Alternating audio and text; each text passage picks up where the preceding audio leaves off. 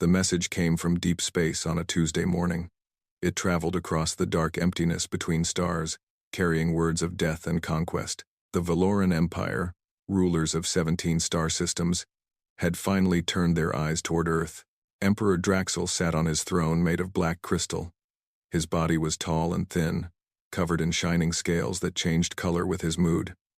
Right now, they glowed a deep red, the color of war. Around him stood his generals and advisors, all watching the great screen that showed the small blue planet called Earth. "Begin the broadcast," Draxel commanded. His voice echoed through the massive hall. The message went out on every frequency, every radio wave, every signal that humans use to communicate. On Earth, televisions flickered, phones buzzed, computer screens went dark and then lit up with the face of Emperor Draxel.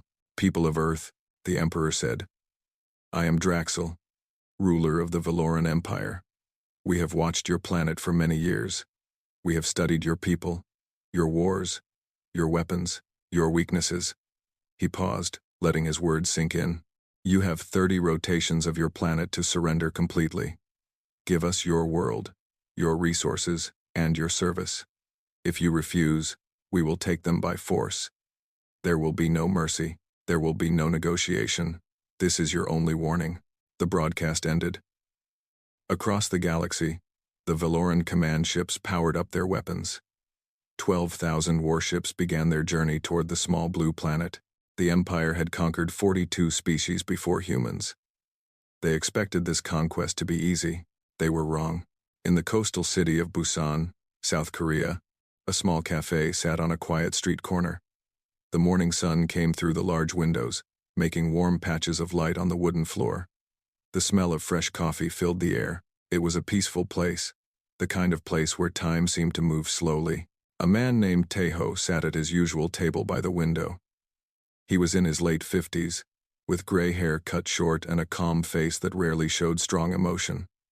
He wore simple clothes, a white shirt, and dark pants. In his hands, he held a newspaper, a real paper one, not a digital screen. He liked the feel of the pages between his fingers. The emergency broadcast appeared on the cafe's television. The alien emperor's face filled the screen. His terrible words echoed through the small room. The other customers reacted immediately. A young couple dropped their cups, coffee spilling across their table. An old man stood up so fast his chair fell over. A woman screamed and ran for the door. Within seconds, people were shouting, crying, running in all directions. Taeho turned to the sports section. Across from him sat a young woman named Yuna. She was in her early 30s, with long black hair tied back in a simple ponytail. Her laptop was open in front of her, showing complex mathematical equations that most people could never understand. She glanced at the television for exactly 3 seconds, then returned to her work. "More coffee?" she asked Taeho without looking up. "Please," he replied, also without looking up. The cafe owner, a nervous man named Dongwon, stood frozen behind the counter. His hands were shaking. His face had gone pale. He stared at Taeho and Yuna like they had lost their minds. "Did you not hear?" Dongwon asked, his voice high with fear. "Aliens. They are going to destroy us. We have 30 days. Taeho finally looked up from his newspaper. He gave Dongwon a small, gentle smile. "The coffee," he reminded him. "When you have a moment." Dongwon made the coffee because he did not know what else to do. His hands shook so badly that he spilled grounds everywhere. Outside, cars were honking.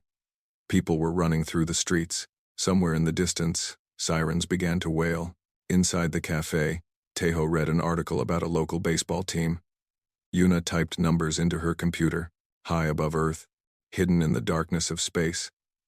Valoran observation drones recorded everything. They sent the footage back to the Imperial fleet in real time. Admiral Korix, commander of the invasion force, watched the humans of Busan with growing confusion. "What are they doing?"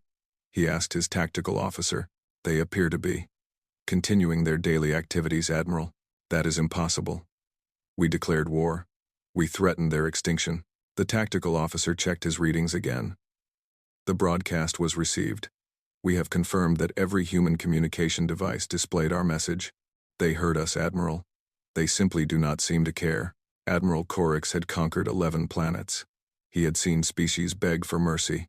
He had seen them fight with desperate fury. He had seen them try to run, but he had never seen anything like this. "Focus the drones on that cafe," he ordered. The two who remained seated. "I want to know everything about them." Back on Earth, Tejo's phone buzzed. He pulled it from his pocket and looked at the screen. A message from an old friend named Sun Wu. Just 2 words. "You saw?" Tejo typed back. "Yes. Ministry wants to talk," Sun Wu replied. Tejo looked at his newspaper. He was almost finished with it. The coffee Dongwon brought was still too hot to drink. He typed his response slowly, with one finger. "Can it wait?" "I have not finished my coffee." There was a long pause. Then Sun Wu's reply came. "The aliens gave us 30 days. I think you can finish your coffee." Tejo smiled. He put his phone away and picked up his cup. The coffee was perfect. Strong and bitter. Just the way he liked it. Yuna closed her laptop and stretched her arms. "Was that Sun Wu?" "Yes. Let me guess. They want us to come in, eventually." Yuna nodded. She did not seem worried. She did not seem scared. She looked exactly the same as she did every morning, when the biggest concern was whether the cafe had fresh pastries. Outside, the world was falling into chaos. News channels showed crowds gathering in streets. World leaders were making emergency speeches. Military forces were mobilizing. Everyone was asking the same question. What do we do? Tejo finished his coffee. He folded his newspaper neatly and placed it on the table. He left money for Dongwon, plus a generous tip. Then he stood up and put on his jacket. "Ready?" Yuna asked. "Ready." They walked out of the cafe together, into the bright morning sun. Above them, hidden among the stars, 12,000 alien warships moved closer to Earth, the greatest military force the galaxy had ever assembled. An unstoppable army that had never known defeat. Tejo thought about what he wanted for lunch. The Valoran Empire had made a terrible mistake. They had studied human broadcasts, human entertainment, human history. They had seen the conflicts, the divisions, the chaos. They had concluded that humans were weak and disorganized. They had not understood the truth. Humans were not weak. They were simply very, very patient. And they had been waiting for this moment for a very long time. Admiral Korix had not slept in 4 days. This was unusual. Valoran commanders were known for their calm confidence. They ate well, slept well, and won wars easily. But something about this mission was different. Something about the humans made his scales itch with worry. He stood in the command center of his flagship, the Eternal Conquest. Around him, dozens of officers worked at their stations, monitoring the fleet's progress toward Earth. 12,000 ships moved through space in perfect formation. The greatest invasion force ever assembled, and yet, the humans did nothing. "Report," Korix demanded. His intelligence officer, a young Valoran named Talix, stepped forward. His scales were pale blue, the color of nervousness. "Admiral, we have analyzed 3,000 hours of human communication since our declaration. Their governments have acknowledged our message. Their military forces are on alert. But what? They do not seem afraid, Admiral. Their leaders speak of the invasion as if it were a minor problem, a small inconvenience. The United Earth Council sent us an official response." Korix felt his scales shift to orange, the color of curiosity. "Show me." Talix displayed the message on the main screen. It was short, very short. "To the Valoran Empire. Thank you for the advance notice regarding your intended military action. We appreciate the 30-day timeline. Safe travels. Regards, the United Earth Council." Korix read it 3 times. He could not believe what he was seeing. "This is a joke. We have verified it, Admiral." This is their official response. Nothing else. No threats. No pleas for mercy. No request for negotiation. What about their military? Their weapons? Their defense systems? Talix hesitated. "We cannot find them, Admiral. Cannot find them. How is that possible? They must have weapons. Ships. Something. Our drones have scanned the entire planet. We have found military bases, yes, soldiers and vehicles, but nothing that could threaten our fleet. Their technology appears to be primitive, projectile weapons, chemical rockets, basic nuclear devices, nothing that could penetrate our shields. Korix should have felt relieved. Instead, he felt more worried than before. Something was wrong. He could feel it in his bones. On Earth, Tejo and Yuna arrived at the Ministry of Defense headquarters in Seoul.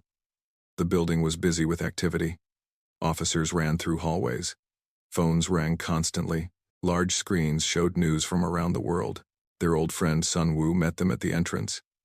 He was a thin man with tired eyes and a quick smile. He had worked at the ministry for 30 years. He knew every secret worth knowing. "You took your time," Sun Wu said. "I finished my coffee," Tejo replied. They walked together through security checkpoints, past armed guards who saluted when they saw Tejo's face. Young soldiers whispered to each other. Everyone knew who he was. Everyone knew what he had done in the old wars.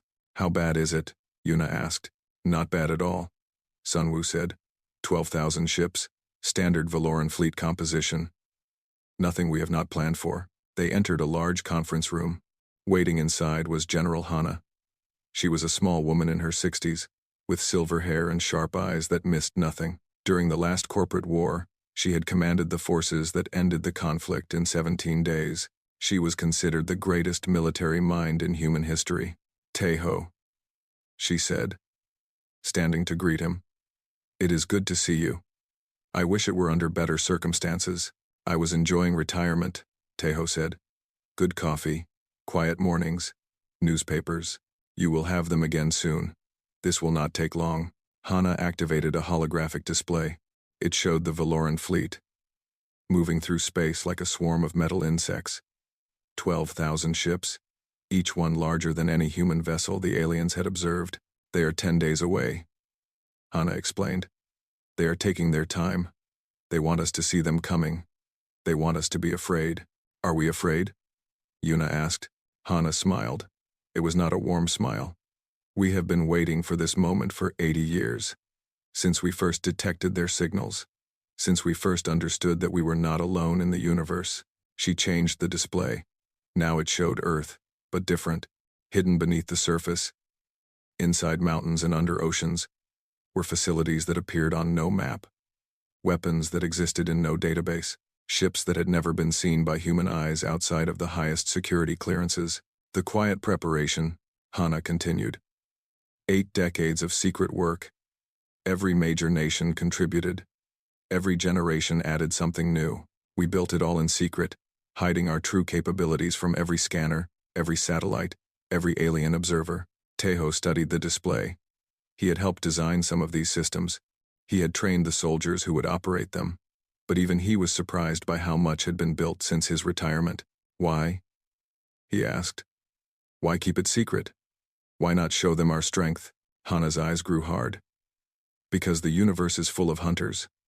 If we had shown our weapons, others would have come. Stronger enemies. Empires that make the Valorans look like children. We had to appear weak. We had to let them think we were easy prey. Until now," Yuna said. "Until now," Hana agreed. "The Valorans have forced our hand. So we will destroy them.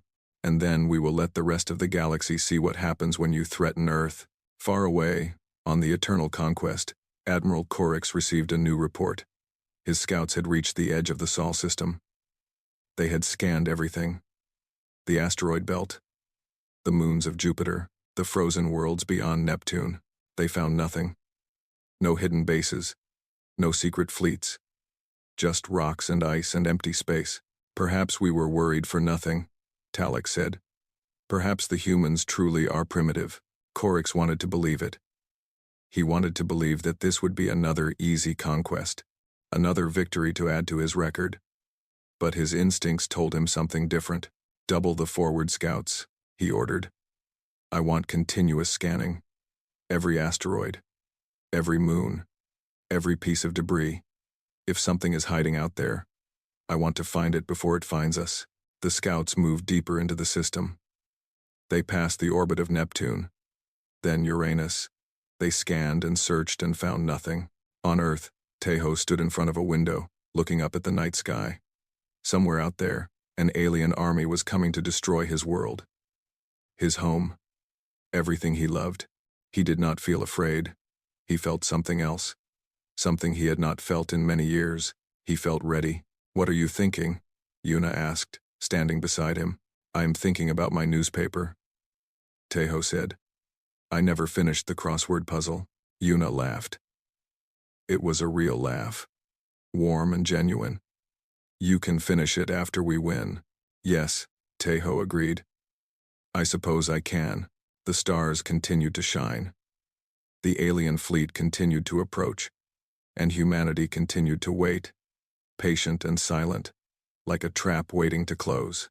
The Valoran fleet crossed the orbit of Mars on a cold Wednesday morning. Admiral Korix stood at the front of his command center, watching the blue dot of Earth grow larger on the main screen. They were close now, close enough to taste victory. "All weapons charged," his weapons officer reported. "Fleet formation holding steady." "We are ready to begin the assault, Admiral," Korix nodded slowly. Everything was going according to plan. The humans had sent no ships to stop them. No missiles. No warnings. The path to Earth was completely clear, and that was exactly what worried him. "Launch the forward assault group," he commanded. 500 ships. Standard attack pattern.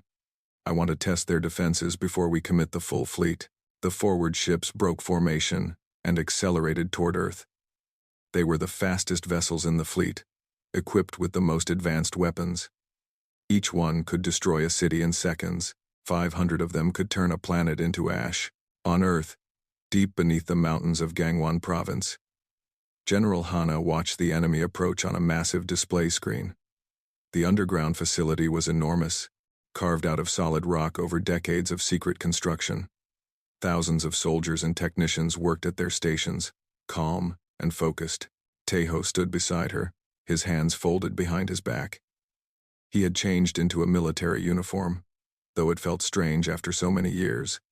The fabric was stiff and unfamiliar. He missed his comfortable clothes from the cafe. "They are testing us," Hana said. 500 ships first. "They want to see what we can do. Should we show them?" Tejo asked. "Not yet. Let them come closer. Let them think we are helpless." Yuna worked at a nearby console, her fingers moving across holographic controls. She was connected to weapon systems all over the solar system. Hidden platforms on the dark side of the moon. Satellites disguised as space debris. Stations buried inside asteroids. "Systems are online," she reported. "All weapons ready. Just give the word." The forward assault group reached lunar orbit. They spread out in attack formation, preparing to begin their descent toward Earth. The human planet hung before them, beautiful and blue, surrounded by a thin shell of primitive satellites. The lead ship commander sent a message back to Admiral Korix. "No resistance encountered. Proceeding with attack." Korix watched the feed from the lead ship's cameras. He could see the human cities below, glowing with lights. Millions of lives. Unaware of the death about to fall from the sky, then something happened. The moon flickered. That was the only way to describe it. For one brief moment, something on the lunar surface caught the sunlight and reflected it in a strange pattern. Like a signal. Like a warning. The lead ship commander noticed it too. "Admiral, we are detecting energy signatures from the moon. Unknown configuration. Unknown origin." "What kind of energy?" Korix demanded. "We cannot identify it, Admiral. Our scanners have never seen anything like this. It appears to be." The transmission ended. On the main screen, Korix watched in horror as 30 of his forward ships simply vanished. No explosion, no debris. They were there, and then they were not. "What happened?" he shouted. "Report." His officers scrambled to their stations. Alarms began to sound throughout the fleet. Nobody could explain what they had just witnessed. "Analysis complete," Talix said, his voice shaking. The ships were hit by some kind of directed energy weapon. The beam originated from a facility on the moon. It was so powerful that it completely disintegrated the targets. There was nothing left to detect. "That is impossible," Korix said. "Our intelligence showed no facilities on the moon. No weapons. Nothing. The facility appears to have been underground, Admiral. Hidden from our scans. We are now detecting dozens of similar energy signatures throughout the system. They were not there before. They are appearing everywhere. Korix felt his scales turn white, the color of pure fear. The humans had been hiding their weapons. Hiding them so well that even Valoran scanners could not find them. And now, those weapons were waking up. In the command center on Earth, Tejo watched the enemy fleet begin to panic. Ships were breaking formation, trying to retreat. But there was nowhere to run. The solar system had become a trap, and the Velarans had walked right into it. That was Station Luna 7, Yuna said calmly. Solar collector and beam array. Designed it myself. About 30 years ago. Good work, Tejo said. General Hana studied the display for a moment longer. The Velaran forward group was in chaos. Ships were firing wildly at shadows, hitting nothing. They did not know where the attack had come from. They did not know where the next one would strike. Launch the first wave, Hana ordered. Throughout the solar system, hidden doors opened. Hatches that had been sealed for decades slid apart, from inside asteroids and beneath crater floors and behind the frozen moons of distant planets. Human ships emerged. They were not like anything the Valorans had ever seen. They were angular and dark, built for speed and destruction. Their hulls were covered in materials that absorbed scanner signals, making them nearly invisible. Their weapons glowed with strange energies. The human ships did not announce themselves. They did not send warnings or demands.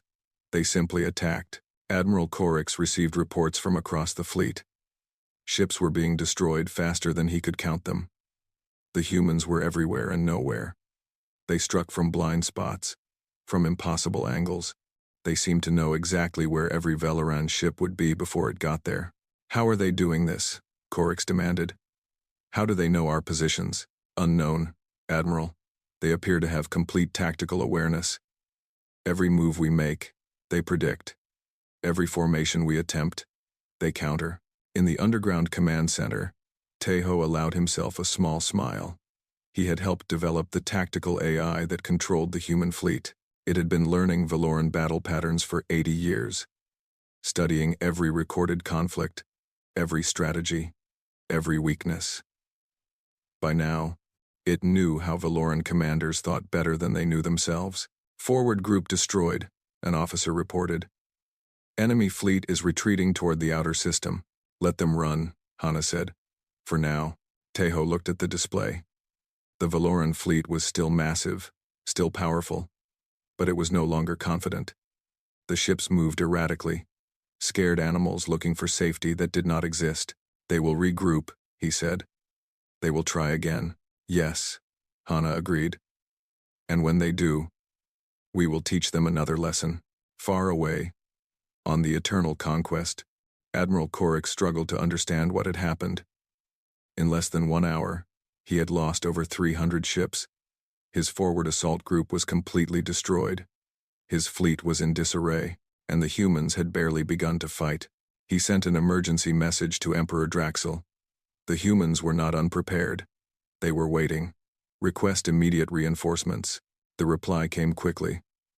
Reinforcements denied. You have 12,000 ships. Use them. Do not fail the Empire. Korix stared at the message. For the first time in his long career, he felt completely alone. He had brought an army to conquer a primitive world. Instead, he had found something else entirely. He had found a species that had been preparing for this war longer than his empire had been watching. On Earth, Tejo returned to his position by the window. The stars looked the same as always, peaceful, quiet. You could never tell, just by looking, that a war was being fought among them. What happens next? Yuna asked. They will come again, Tejo said. With everything they have. And we will be ready. He thought about his cafe in Busan, his newspaper, his coffee, simple pleasures that he had earned through years of service. Soon, he thought. Soon this will be over. And then I can go back to my life. But first, there was work to do. Admiral Korix gathered what remained of his fleet near the orbit of Jupiter. The gas giant hung behind them like a giant eye, watching in silence. 11,000 ships formed a defensive sphere. Weapons pointed outward. waiting for an attack that could come from any direction. 3 days had passed since the first battle. 3 days of fear and confusion. Korix had not slept at all. His scales had turned a permanent shade of gray, the color of exhaustion and despair. "Status report," he demanded. Talix stepped forward. The young officer looked older now, aged by the weight of everything they had witnessed. "We have completed repairs on all damaged vessels. Weapons are fully charged. The fleet is ready for combat. And the humans? They have not attacked since our retreat. Their ships have returned to hidden positions. We cannot locate them." Korix stared at the distant speck of Earth. Such a small world. Such a small population compared to the mighty Valoran Empire.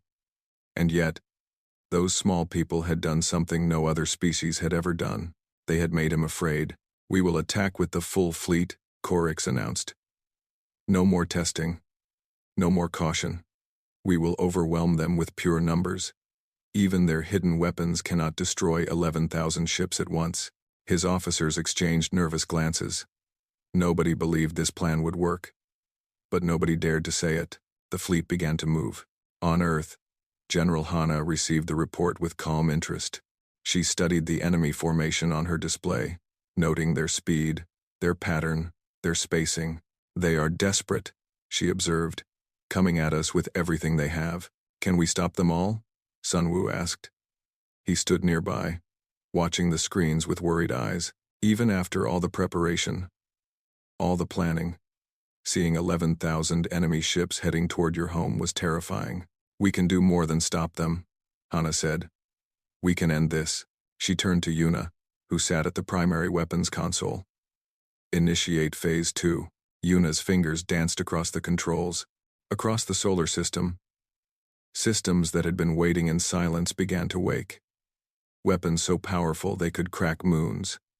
Sensors so sensitive they could track a single ship across light years. All of it created in secret. All of it waiting for this moment. "Phase 2 active," Yuna reported. "All stations ready." Teho stood at the back of the command center, watching in silence. He knew what was coming.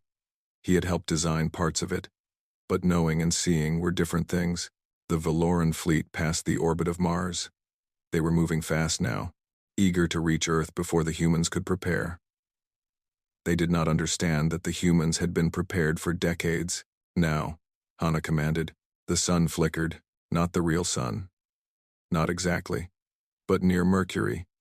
Hidden in the intense heat and radiation, a massive station turned its collectors toward the approaching fleet. It gathered the endless energy of the star itself, focused it into a beam of pure destruction, and fired. The beam crossed the distance between Mercury and the fleet in seconds. It struck the center of the Valoran formation like a knife through paper. Ships did not explode. They did not burn. They simply ceased to exist, turned to plasma, and scattered atoms in the blink of an eye.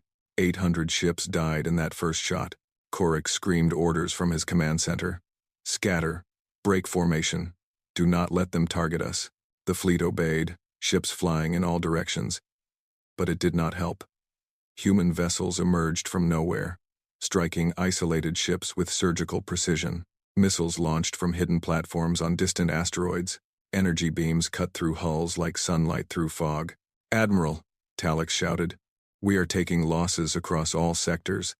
The humans are everywhere." Korix watched his fleet die around him. Ships that had conquered civilizations.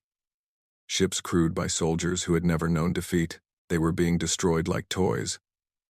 Broken and discarded by an enemy they could not see, could not understand. "How?" Korix whispered. "How are they doing this?" Teho could have told him. Humans had been fighting wars for as long as they could remember. War against each other. War against nature. War against disease. War against their own worst impulses. Every generation had added new knowledge, new weapons, new strategies. The Velorans had conquered species who had never known conflict. Species who surrendered at the first sign of danger. Species who had evolved in peaceful environments, who had never needed to learn the art of destruction. Humans were different. Humans had crawled out of caves with rocks in their hands and murder in their hearts. They had killed their way to the top of their food chain.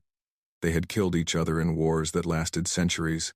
And when they finally achieved peace, they did not forget how to fight. They perfected it. In the command center, officers reported victories in calm, professional voices. Enemy ships destroyed. Enemy formations broken. Enemy fleet retreating. They are running, Sunwoo said, amazement in his voice. They are actually running. Hana shook her head. Not running. Dying. She was right. The Valoran fleet was not retreating in any organized way. Ships were fleeing in random directions, trying to escape the death that surrounded them. But there was nowhere to go. Human ships waited at every exit. Human weapons covered every path. Admiral Korix watched his command screen fill with red indicators. Dead ships, dead crews, dead hopes. Order the retreat, he said quietly. All ships. Maximum speed. Get us out of this system. Admiral, if we retreat without victory, the Emperor will. The Emperor is not here, Korix interrupted. I am, and I am telling you that if we stay, we all die. Retreat, now. The survivors of the Valoran fleet began to flee. Out of 11,000 ships, barely 2,000 remained. They ran toward the outer system, toward the dark space beyond, praying that the humans would not follow. The humans did not follow. Taeho watched the enemy flee on the display. He felt no joy, no satisfaction, only a deep tiredness that reached into his bones. Why are we letting them go? Sunwoo asked. Because we want them to go home, Hana explained. We want them to tell everyone what happened here. We want the entire galaxy to know what humans can do when we are threatened. Taeho understood. This was never just about winning a battle. It was about sending a message written in fire and death, in destroyed ships and broken fleets. Do not come to Earth. Do not threaten our world. Do not make us your enemy. It is over, Yuna said softly. She leaned back in her chair, suddenly exhausted. We won. Taeho put his hand on her shoulder. Almost over, he said. There is still one more thing to do. The Emperor, Hana agreed. He declared this war. He must be the one to end it. Far away, the surviving Valoran ships limped through space, carrying stories of terror and death. Behind them, Earth continued to turn, blue and peaceful, as if nothing had happened, but everything had changed. In the darkness between stars, word began to spread. Whispers at first, then shouts, then screams of disbelief. The Valoran Empire, conquerors of 42 species, had been broken by a single world. A world that had seemed weak, a world that had seemed primitive, a world that had been waiting. Emperor Draxel the Undying had ruled the Valoran Empire for 400 years. In that time, he had never known defeat. He had never felt fear. He had never bowed to anyone. Now he sat in a small, bare conference room on Luna Station, and he felt all three.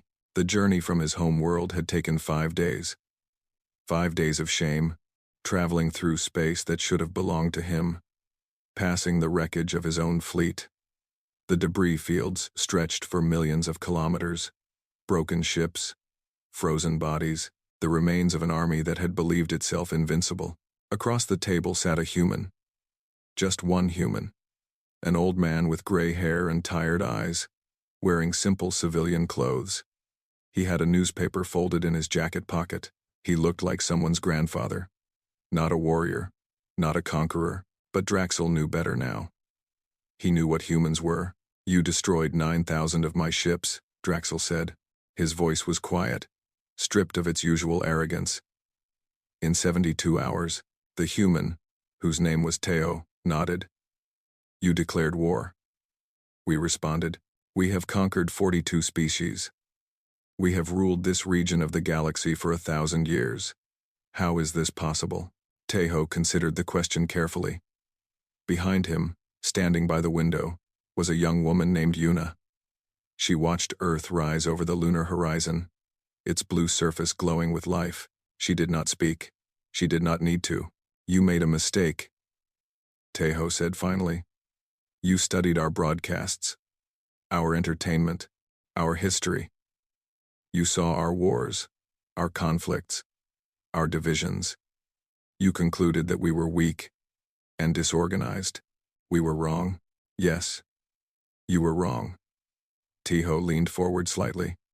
Our entertainment is fiction. Stories we tell to amuse ourselves. Our history is complicated.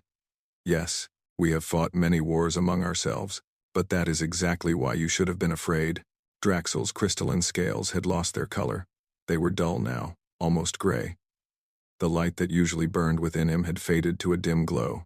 I do not understand. Every war taught us something, Teho explained. Every conflict made us better. Better at fighting. Better at building weapons. Better at strategy and tactics. By the time we reached the stars, we had thousands of years of experience, millions of battles, countless lessons written in blood. He paused, letting the words sink in. You conquered species that had never known war. They did not know how to fight. They did not know how to resist. But humans. Teho smiled. But there was no warmth in it. Humans have been fighting since we first learned to stand upright. We are very, very good at it. Draxel stared at the table. For 400 years, he had been the most powerful being in his region of the galaxy. Now he felt like a child who had wandered into a cave and found a sleeping dragon. What do you want? He asked. Territory? Resources? Slaves? Name your price. We do not want any of those things. Draxel looked up, confused. Then what? Why spare my life? Why bring me here? Teho reached into his pocket and pulled out his newspaper. He unfolded it and placed it on the table between them. It was wrinkled and old, the same paper he had been reading when the war began. I want to finish my crossword puzzle, Teho said. I want to drink coffee in my favorite cafe. I want to watch the sunset and read about baseball and live my life in peace. He met Draxel's ancient eyes with a steady gaze. Humans do not want conquest. We do not want empire. We just want to be left alone. But we have learned, through long and painful experience, that some people do not understand peace. Some people only understand strength. Teho tapped the newspaper. So we showed you our strength. We destroyed your fleet. We humiliated your empire. And now you will go home and tell everyone what happened here. Draxel felt something cold settle in his chest. Understanding. You want me to spread fear. I want you to spread truth. The truth is that Earth is not to be threatened. The truth is that humans are not easy prey. The truth is that anyone who attacks us will be destroyed, completely, and without mercy. Yuna finally spoke, her voice soft but clear. You will return to your empire. You will tell them that Earth offered peace after victory. You will tell them that we could have chased your survivors and destroyed them. But we chose not to. You will tell them that humanity is generous to its friends and terrible to its enemies. Draxel sat in silence for a long moment. Outside the window, Earth continued to rise, beautiful and peaceful. It was hard to believe that such a gentle-looking world contained such dangerous people. And if I refuse, Draxel asked, if I return home and demand revenge instead? Teho shrugged. Then we will come to you. We have your location now. We have mapped your empire. We know where your worlds are, where your fleets are based, where your people live. If you force us to come to you, we will not be as merciful as we were here. The threat hung in the air like smoke. Draxel had no doubt it was sincere. These humans had proven what they could do. They would not hesitate to do it again. I accept your terms, Draxel said quietly. There will be no revenge. There will be no second invasion. The Valoran Empire will leave Earth in peace. Teho nodded. Good. He stood up, tucking his newspaper back into his pocket. The meeting was over. The war was finished. One more question, Draxel said. When we first arrived, we observed you in a cafe. Our declaration of war was playing on every screen. People were panicking, running, screaming. I remember. You did not even look up from your newspaper. Why? Teho considered the question. He thought about his years of service, his training, his experience. He thought about all the things he had seen and done, all the battles he had fought, all the enemies he had defeated. Because I knew we would win, he said simply. I have known it for 30 years. There was nothing to worry about. He walked to the door, then paused and looked back at the ancient emperor. Go home, Draxel. Tell your story. And remember what you learned here. Humans are not your enemies. But we could be. And you really, really do not want that. 1 year later, Tejo sat in his cafe in Busan. The same table, the same window, the same morning sunlight. His newspaper was open to the crossword puzzle. His coffee was hot and strong. Yuna sat across from him, working on her laptop. She was designing a new communication system, something for trade agreements with friendly species. The galaxy had changed since the war. Many civilizations now sought friendship with Earth, eager to learn from the species that had defeated the mighty Valoran Empire. Did you hear? Yuna asked. 3 more species want to open diplomatic relations. That is nice, Tejo said, filling in a word. They are calling Earth the Quiet Giant. They say we are the most dangerous world in the galaxy, but also the most peaceful. Tejo smiled. Good. That is exactly what we wanted. Outside, the sun rose over Busan. Children walked to school. Workers hurried to their jobs. Life continued as it always had, normal and quiet and safe. Somewhere out there, among the stars, species whispered about Earth.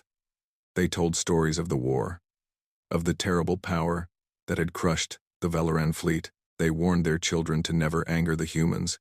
And on Earth, in a small cafe by the sea, an old soldier finished his crossword puzzle and ordered another cup of coffee. He was finally, truly, retired.